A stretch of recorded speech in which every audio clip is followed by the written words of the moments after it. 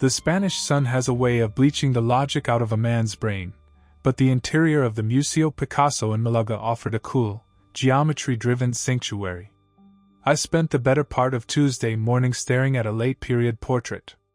Most visitors saw a distorted face. I saw a series of deliberate, interlocking choices. To a detective, Cubism is merely the act of looking at a crime scene from every possible angle simultaneously. "You've been standing in front of that woman for 20 minutes, Silas."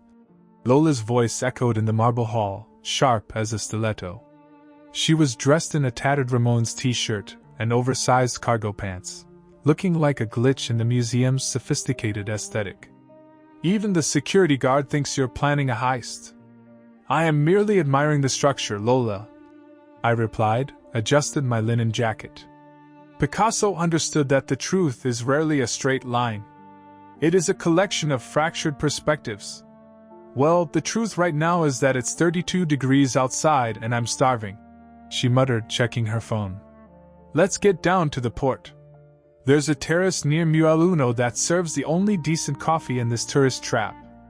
We walked down through the winding streets of the Casco Antiguo, past the Roman Theatre, where the stones of the 1st century lay indifferent to the chatter of Instagramming teenagers.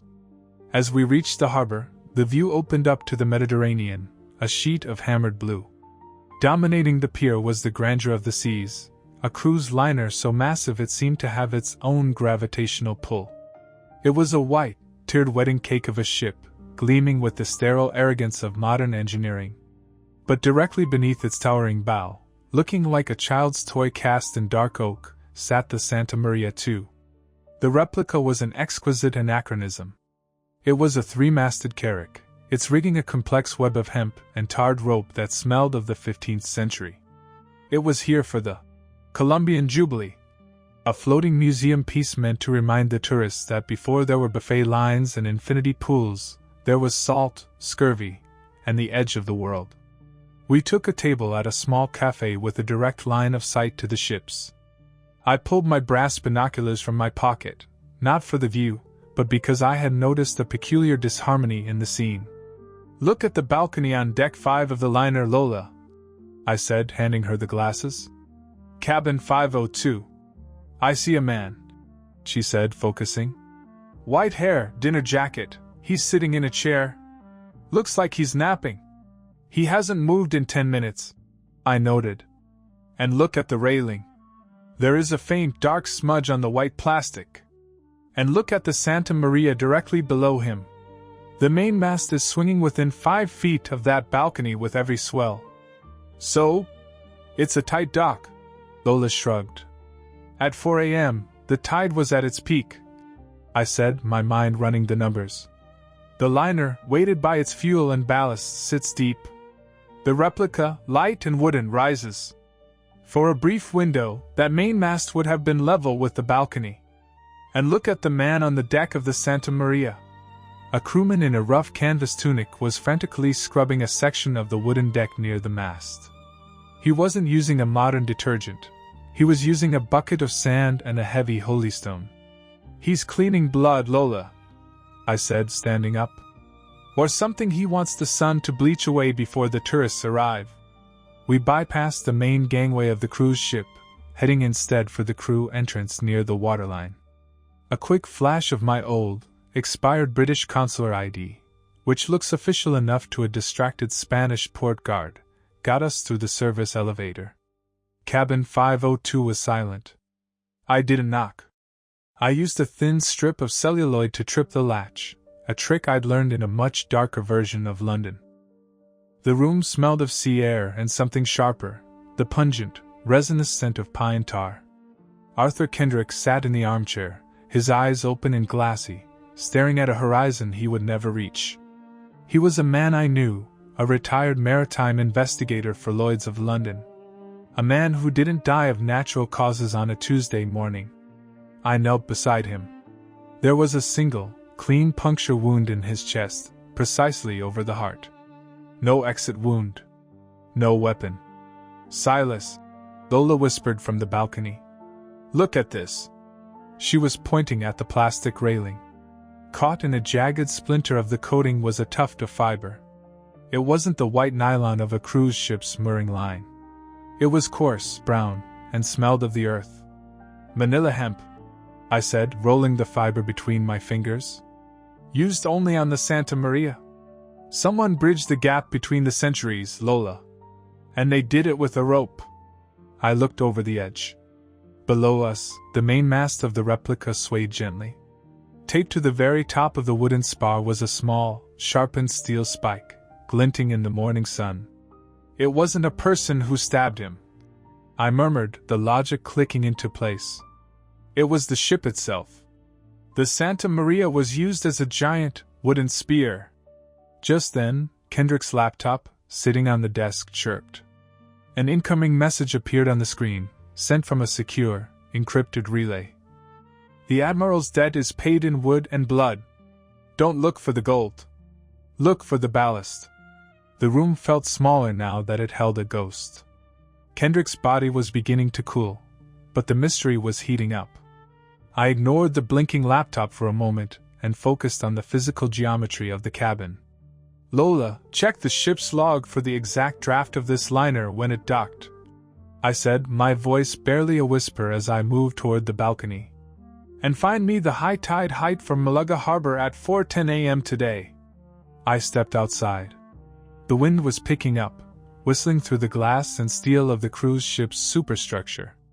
I leaned over the railing, looking at the Santa Maria II. The replica's mainmast was a thick, dark finger of pine, swaying with the rhythmic pulse of the Mediterranean. High tide was at 4:12 a.m. Lola called out from the desk, her fingers dancing across her tablet. The Grandeur was sitting heavy, full of fresh water and fuel. The Santa Maria is light, she's mostly air and hollow wood. At 4:12, the masts would have been exactly 62 inches above this deck floor. I knelt. I measured the height of the puncture in Kendrick's chair. 62 inches. The murder weapon wasn't just a spike, I said, looking at the tufts of manila hemp still caught in the railing. It was the ship's momentum. Someone fixed a steel marlin spike to the top of that mast. They knew the tide would lift the replica, and the swell would swing the mast like a pendulum. They didn't have to be in the room. They just had to make sure Kendrick was sitting in that chair at exactly 4:10 a.m. But how did they know he'd be there? Lola asked, joining me on the balcony. The message on the screen, I replied. Kendrick was an investigator. He was lured here with the promise of the Admiral's debt. He was likely looking through his binoculars at the replica's hull, waiting for a signal, unaware that the Reaper was swinging toward him from below. I walked back to the laptop. The message was still there, mocking us. Look for the ballast. Lola, the Santa Maria II is a replica, but it's built to be seaworthy. To stay upright, it needs weight in the bottom of the hull, ballast. Usually, that's stones or lead pigs. But Kendrick's note called it the invisible fire dot. Maybe he meant white phosphorus. Or something chemical? No, I said, shaking my head. Kendrick was old school. He dealt in insurance and cargo. Invisible fire is an old sailor's term for high-proof spirits, or something that burns through money without leaving a trace. Let's go below. I want to see what's keeping that wooden ghost afloat. We exited the cabin, leaving the door locked. We moved through the plush, carpeted corridors of the Grandeur, descending toward the lower decks where the smell of expensive perfume was replaced by the low-frequency hum of the engines and the smell of industrial grease. We slipped out of a side hatch onto the pier. The sun was higher now, and the port of Malaga was waking up. The crew of the Santa Maria II was busy, polishing brass, coiling ropes, and maintaining the illusion of the 15th century for the coming crowds. The man I had seen earlier, the one scrubbing the deck with a holystone, was now standing near the gangplank. He was a thick-necked Spaniard with skin the color of cured leather and eyes that had spent too much time squinting at the sun. Buenos dias, I said, my tone casual, the quintessential English tourist. Magnificent vessel. The craftsmanship is authentic. The man looked me up and down, his gaze lingering on my cane. Authentic enough, senor. We sail for Seville tomorrow, A heavy journey for such a small ship, I remarked, leaning against a bollard. Must require a significant amount of ballast to keep her stable in the Atlantic swells. The man's grip on his cleaning rag tightened. His knuckles went white. She handles well enough. Now, if you'll excuse me, the captain doesn't like visitors before the museum opens. Of course, I said, tipping my hat. But tell me, do you always use steel spikes on the top of your masts? It seems a bit modern for a replica. The sailor froze. For a second, the only sound was the cry of the gulls and the distant rumble of a delivery truck. He didn't answer. He turned and disappeared into the shadows of the ship's hold. He's spooked, Lola whispered. He's more than spooked, Lola. He's a man who knows he missed a spot when he was cleaning the deck. I led Lola away, but we didn't head back to the cafe. We circled around a row of shipping containers until we were out of sight of the crew. Lola, I need you to find the manifest for the lumber used to build that replica. It was constructed in a shipyard in Huelva 3 years ago. If the ballast is just stone, it shouldn't be a secret. But if it's something else... Silas, look, Lola interrupted, pointing to her screen. She had bypassed the port's security cameras. There's a crane moving toward the Santa Maria from the far side of the pier. They're not loading supplies. They're bringing up a pump. They're not loading, I said, my pulse quickening. They're unloading. They're trying to empty the ballast tanks before the police realize Kendrick's death wasn't a heart attack. Suddenly, a heavy shadow fell over us. I turned to see 2 men in dark suits, their silhouettes framed by the towering white hull of the cruise liner. They weren't sailors, and they weren't tourists. They had the look of corporate security, the kind that gets paid to make problems disappear. Mr. Croft, one of them said, his voice a flat, Midwestern American drawl. You have a very bad habit of looking at things that don't belong to you. The cruise line would appreciate it if you and the girl came with us. Quietly. Behind them, I saw the crane on the pier begin to lift a heavy, dripping crate from the hold of the Santa Maria II. The wood of the crate was old, black with age, and marked with a seal that hadn't been used by the Spanish crown in 500 years. I'm afraid I'm a bit old for quiet, gentlemen, I said, tightening my grip on my cane. From the crate, a single, golden coin slipped through a crack and hit the concrete pier with a ringing, unmistakable sound. The man in the charcoal suit didn't reach for a holster. He reached for my shoulder with the practiced boredom of a man who moved heavy obstacles for a living. I didn't wait for the contact. I pivoted on my good leg, swinging the silver head of my cane in a tight, kinetic arc. It didn't hit his face. That would be a mess I didn't want to explain to the Guardia Civil. Instead, it caught the nerve cluster just above his elbow. His arm went dead, his fingers spasming as the 9mm Glock he had tucked into his waistband stayed exactly where it was. Lola, the distraction, if you please, I muttered, stepping back into the shadow of a rusted Maersk container. Lola didn't throw a punch. She tapped a command on her tablet, overriding the short-range Bluetooth signal of a nearby automated luggage transporter. The yellow motorized platform suddenly lurched to life, its electric motor whining as it accelerated toward the second suit's ankles. He jumped, cursing in a Midwestern accent that sounded like gravel in a blender, losing his balance just long enough for us to bolt. This way! Lola hissed, darting toward the edge of the pier where the Santa Maria II was moored. We didn't run for the exit, we ran for the crime. We reached the spot where the golden coin had landed. I scooped it up without breaking stride. It was heavy, soft, and bore the distinct, slightly off-center strike of a 15th century mint. I recognized the profile, Isabella and Ferdinand. An excellent de la Granada. It wasn't just gold. It was a museum piece that should have been under 3 layers of glass. Silas, the crane! Lola pointed. The heavy industrial pump was now lowered into the hold of the Santa Maria II. But it wasn't pumping water. A thick, translucent liquid was being sucked out of the ballast tanks and into a series of reinforced plastic drums on the pier. The liquid was silvery, moving with a strange, heavy inertia. Mercury, I whispered, the logic finally crystallizing. That's the invisible fire. Mercury was the lifeblood of the Spanish silver trade. It's incredibly dense, making it a perfect, albeit toxic, ballast. And it's the only substance that could preserve organic material at the bottom of a hold for centuries without light or oxygen. Organic material? You mean like those crates? Lola asked, her eyes wide.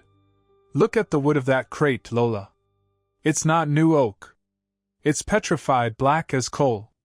It's encina, evergreen oak, seasoned by 500 years of saltwater immersion. The crane swung the crate toward a waiting unmarked van. The corporate suits were back on their feet now, shouting into their lapel mics. The port was no longer a sleepy morning dock, it was a hornet's nest. Kendrick didn't find gold, I said, my mind racing through the maritime insurance laws. He found the original Santa Maria. Or at least the parts of her that didn't rot in the Caribbean. The replica isn't a tribute, it's a smuggling vessel. They're using the replica's hull to hide the timber and the ballast of the original ship, moving it piece by piece under the guise of a cultural tour. But why kill him for that? Because the original Santa Maria isn't just wood. Legend says Columbus carried a private ledger, the Libro de los Proficios, which contained the true coordinates of his landfall. If Kendrick found the compartment where that ledger was kept, he wasn't just a threat to an insurance claim. He was a threat to the entire historical narrative of the Spanish crown. Suddenly, the crane's engine roared, and the heavy crate swung wildly, intentionally, toward us. Someone in the crane's cabin wasn't interested in the cargo anymore. They were interested in us. Jump! I yelled, pushing Lola toward the gangplank of the Santa Maria II. We hit the deck of the wooden ship just as the crate smashed into the shipping container we had been standing behind, the steel buckling like a tin can. The thick-necked sailor I had seen earlier emerged from the hatch of the hold, a heavy iron belaying pin in his hand. But he wasn't looking at us. He was looking past us, his face pale with a terror that surpassed the fear of the police. He's here, the sailor whispered, dropping the pin. The Admiral's ghost, he's come for the debt. I turned. Emerging from the morning mist at the far end of the pier was a figure in a modern naval uniform, but his face was obscured by a heavy, archaic diving helmet from the early 20th century. In his hand, he held a pneumatic harpoon gun. He didn't aim at us. He aimed at the plastic drums filled with mercury. The pneumatic hiss of the harpoon gun was followed by a sound like a wet punch. The steel bolt didn't hit a person, it tore through the first 3 reinforced plastic drums as if they were made of paper. The result was a nightmare of fluid dynamics. Mercury, quicksilver, doesn't behave like water. It poured from the jagged rents in the plastic, not splashing, but rolling across the concrete pier in heavy, shimmering spheres. It was a silver tide, beautiful and lethal, moving with a deceptive speed. As it touched the asphalt, it shattered into a million tiny mirrors, each one reflecting the gray Malaga sky. "Don't breathe it in!" I shouted, pulling my silk handkerchief over my nose and mouth. "Lola, get to the windward side of the pier. The vapor is toxic." The man in the diving helmet didn't move. He stood in the mist like a brass-headed golem. The corporate suits, seeing the silver flood reaching their expensive leather shoes, panicked. They scrambled backward, their professional poise dissolving as they realized they were standing in a puddle of liquid neurotoxin. "Silas, the sailor!" Lola pointed. The thick-necked crewman had collapsed on the deck of the Santa Maria II, his eyes wide, his hands clawing at his throat. He wasn't poisoned yet. The mercury hadn't reached him, but his heart had finally surrendered to the superstitious terror he'd been nursing since Kendrick's death. I didn't look at the sailor. I looked at the diver. He was standing perfectly still, the heavy lead-weighted boots of his suit keeping him anchored. The mercury rolled around his feet, unable to grip the metal. He raised the harpoon gun again, reloading with a mechanical, practiced rhythm. He wasn't aiming for us. He was aiming for the crane's hydraulic lines. "He's not a ghost, Lola," I muttered, my voice muffled by the silk. "He's a liquidator." He's creating a level 3 biohazard zone. In 10 minutes, the Spanish military will cordon off this entire pier. The Guardia Civil won't be allowed within 100 yards. It's the perfect way to freeze the crime scene until his employers can send in a specialized cleanup crew to retrieve those crates. We have to stop that crane from dropping the last crate, Lola yelled, her voice strained as she fought the urge to cough. The crane, its operator having fled, was swaying precariously. The heavy crate of petrified oak hung 10 feet above the silver-slicked pier. Lola, the drone we saw in the museum, the security bypass, I said, my mind clicking through the logistics. Can you override the crane's emergency brakes from here? I'm trying, but the signal is bouncing off the cruise ship's hull. She was crouching behind the wooden bulwark of the Santa Maria, her tablet held high. I need a direct line to the receiver box on the crane's arm. I looked at the rigging of the replica. The thick manila hemp ropes were coated in a layer of pine tar, sticky and reliable. Stay here, I commanded. I grabbed a coil of rope and stepped onto the pin rail. My knees protested, a sharp reminder of a decade spent chasing shadows in damp London alleyways, but adrenaline is a remarkably effective lubricant. I began to climb. The rigging of a 15th century ship isn't designed for comfort. It's a vertical puzzle of tension and friction. I hauled myself up the ratlins, the smell of tar filling my lungs. Below me, the pier was a lake of shimmering silver. The diver turned his brass head toward me. He fired. The harpoon whistled past my ear, thudding into the wooden mast with a vibration that nearly shook me loose. I reached the yardarm. From here, the crane's control box was a mere 20 feet away, dangling in the air. I didn't have a hacking tool, but I had the heavy silver head of my cane and the laws of physics. Lola! Now! I shouted. I swung out on a stay, my body a pendulum over the toxic mess below. As I reached the apex of the swing, I lashed out with the cane, striking the emergency release lever on the side of the crane's housing. The crate didn't fall. It slid. The petrified would hit the pier with a sound like a thunderclap, splitting open. But it didn't spill gold coins. It spilled something much heavier, wrapped in layers of lead-lined canvas. The impact caused one of the lead wraps to tear. Inside wasn't a ledger or a map. It was a series of cylinders, cold and metallic, marked with the same inverted hourglass I had seen in the deepest archives of the Admiralty. Silas! Lola's voice was a scream now. Look at the diver! He's not waiting for the cleanup crew. The man in the helmet had reached the split crate. He ignored the mercury, ignored the golden coins rolling in the silver sludge. He picked up one of the cylinders. He looked up at me, the glass porthole of his helmet reflecting the sunrise. Then, he did something I didn't expect. He reached for the heavy brass bolts on his neck ring and began to unscrew them. The debt is paid. A voice hissed through the helmet's external speaker, a voice I recognized. The helmet came off. It wasn't a ghost. It wasn't a corporate mercenary. It was Dr. Julian, the cruise ship's doctor. But his face was a mosaic of scar tissue and fresh chemical burns. Kendrick found the truth about the ballast. Julian wheezed, clutching the cylinder to his chest. But he didn't realize the mercury wasn't just for preservation. It was a coolant. And now that you've let the pressure out. A low, rhythmic ticking started from within the lead-lined canvas. A sound that had no business being on a 15th century ship.